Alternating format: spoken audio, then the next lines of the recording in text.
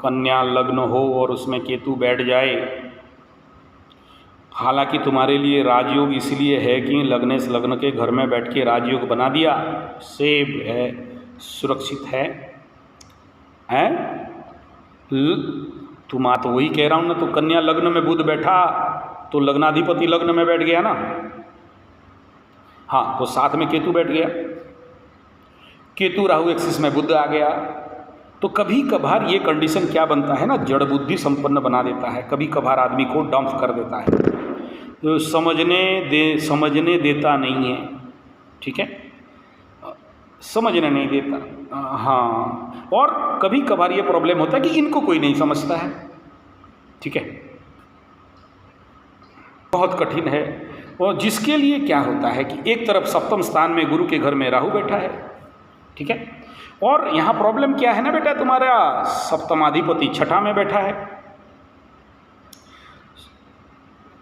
अरे गुरु, तुम्हारे कन्या लग्न का सप्तमाधिपति कौन है?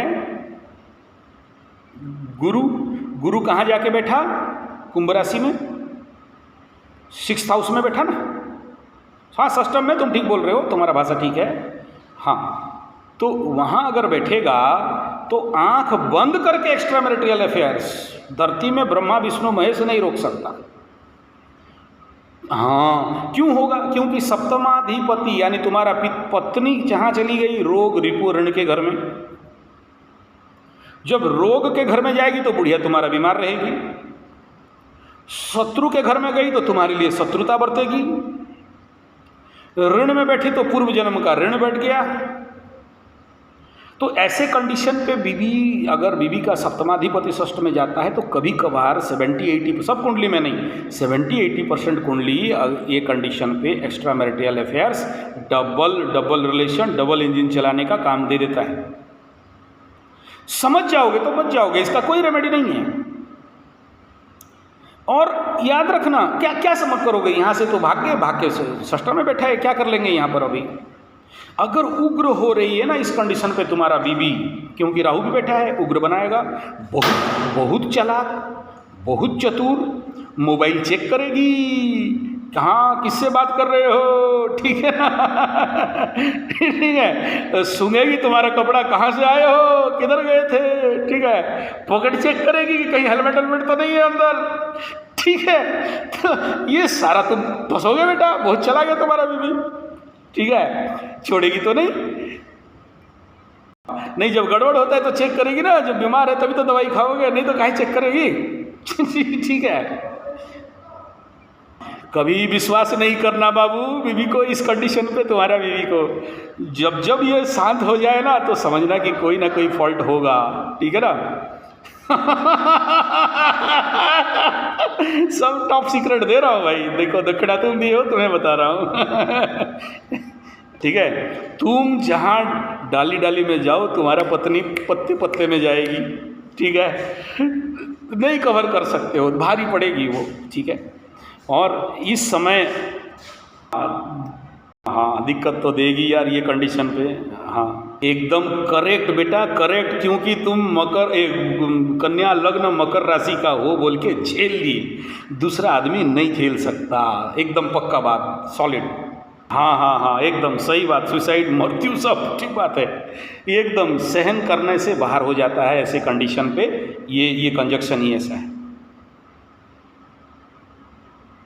तुम्हारे घर वाले भी ठीक बोलते हैं, इतना कोई सहन नहीं कर सकता जितना तुम्हारे पत्नी को सहन किए हो, झेले हो, इतना क्रूर, इतना आपके प्रति मतलब अनाचार, दुराचार, कष्ट, पीड़ा, गंदा गाली से लेके विभिन्न हाथ तक उठाने तक भी जाता है ऐसे कंजक्शन में, ठीक है ना। हाँ, मान सम्मान का हानि तक से लेके उसका मुंह में कंट्रोल नहीं रहेगा, लगामे नहीं रहेगा, कब क्या बोलेगी गारंटी नहीं है। लेकिन तुम्हारा बीवी का ये दोष नहीं है, ये तुम्हारे कुंडली का राहु का सप्तम स्थान का दोष है, इसको शांति करा लेना।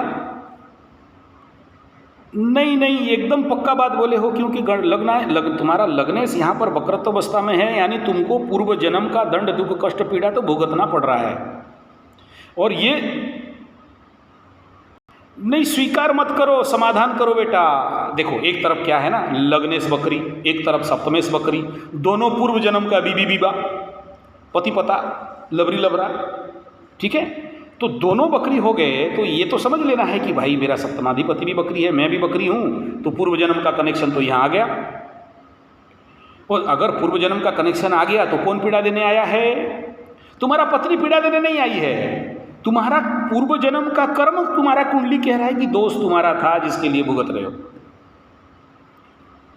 हाँ, तो अभी क्या करना चाहिए? एक बात बताओ, शादी से पहले या शादी के कुछ दिन बाद तुम्हारा बीबी का ऐसा प्रताप था क्या?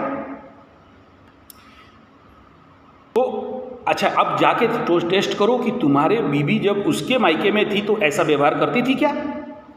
हाँ, यानी तुम जो गाड़ी या गुड़ी लाए हो शोरूम में तो अच्छा प्रोडक्शन था, अच्छे शोरूम में ठीक था। जब ये बेटा रोड पे शोरूम से एक्स शोरूम हो गई, तब इसका बिहेवियर पैटर्न चेंज हो गया। ठीक है, तो अब क्या समझना चाहिए कि नहीं, तुम्हारा बुढ़िया का ग्रह कुंडली ठीक है, तुम्हारा ग्रह कुंडली में यहाँ सप्तम में पीड़ित अवस्था में चल रहा है। ये 56 इंच वाला कुंडली बन गया यहाँ पर, ठीक है ना। राजयोग दे दिया तुमको, 56 इंच बना दिया, ठीक है, लेकिन बेटा बुढ़िया नहीं है, सप्तम हाउस बिगड़ा हुआ है। समझ में आ रहा है कि नहीं आ रहा है? तो उसको ठीक कर दो, वो ठीक हो जाएगी। उसका रेमेडी है, अभी ग्रहण आ रहा है, उसका रेमेडी मैं बता दूंगा, ठीक हो जाएगा। ये पेड़ का लाल लाल फूल होता है, ये पेड़ का लाल लाल फूल होता है, इस पेड़ का कोई वासना इत्यादि नहीं रहता है, ऐसा पेड़ है, ठीक है। वो पेड़ देखना तुम लोग, मैं गया हूँ उधर, मेरे को पूरा पता है, उधर बहुत सारे ये पेड़ अवेलेबल हैं, ठीक है। ग्रहण के रात को, ग्रहण के रात को इस पेड़ का पूर्व दिशा का जड़ मंत्र बता दे रहा हूँ, सुनना। वो मंत्र में उसको अभिमंत्रित करके लेके आओगे, ठीक है। और उसके लिए एक स्पेशल हवन होगा, उसको भी मैं बता दे रहा हूँ। उसको उस दिन, उस रात को पूजा करके दूसरा दिन सुबह अर्ली इन द मॉर्निंग उसको कम से कम मिनिमम टू मिनिमम एक पक्ष तक 15 दिन तक पूजा करोगे, ठीक है। और क्या क्या पूजा करोगे उसको बता रहा हूँ, ध्यान देना। हवन करा लोगे, उसका शांति यज्ञ करा लोगे, ये सप्तमाधिपति का, ठीक है। और उसके बाद दोनों मियाँ बीवी उसको धारण करोगे, वो बाएं में तुम दाहिने में, ठीक है। फिर बोलना रिजल्ट कितना चमत्कार मिलता है। और उस आप दोनों को एक बंधन में बांधना पड़ेगा, तो ये समाधान हो जाएगा। बता दे रहा हूँ, ध्यानपूर्वक सुनो।